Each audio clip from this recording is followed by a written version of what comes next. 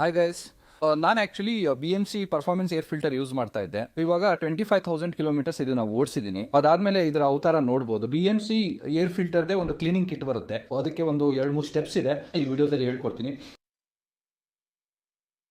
First ನಾವು ಡಿಟರ್ಜೆಂಟಲ್ಲಿ wash ಮಾಡಬೇಕು, ಆಮೇಲೆ ರೀಜನರೇಷನ್ ಫ್ಲೂಯಿಡ್ನ ಹಾಕಿಬಿಟ್ಟು ಬ್ರ್ಯಾಂಡ್ ನ್ಯೂ ಕಂಡೀಷನ್ ಥರ ಇದನ್ನ ಕ್ರಿಯೇಟ್ ಮಾಡ್ಬೋದು. ಸೊ ಫಸ್ಟ್ ಈ ಥರ ಒಂದು ಟಬ್ ತೊಗೊಂಡು ಅದರಲ್ಲಿ ಇದನ್ನು ಹಾಕ್ತೀನಿ. ಲೈಟಾಗಿ ಇನ್ನು ಟ್ಯಾಪ್ ಮಾಡ್ತೀನಿ. ನೋಡ್ಬೋದು ನೀವು ಯಾವ ಥರ ಕಸ ಬೀಳ್ತಾ ಇದೆ. ಸ್ಲೋ ಆಗಿ ವಾಟರಲ್ಲಿ ವಾಶ್ ಮಾಡ್ಕೊತೀನಿ.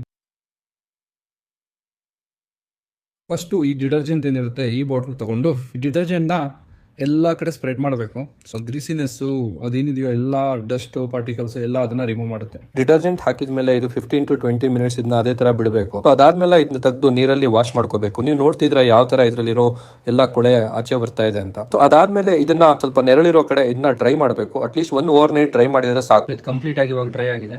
ಈಗ ಈ ಫಿಲ್ಟರ್ ರೀಜನರೇಷನ್ ಫ್ಲೂಯಿಡ್ನ ಅಪ್ಲೈ ಮಾಡೋಣ.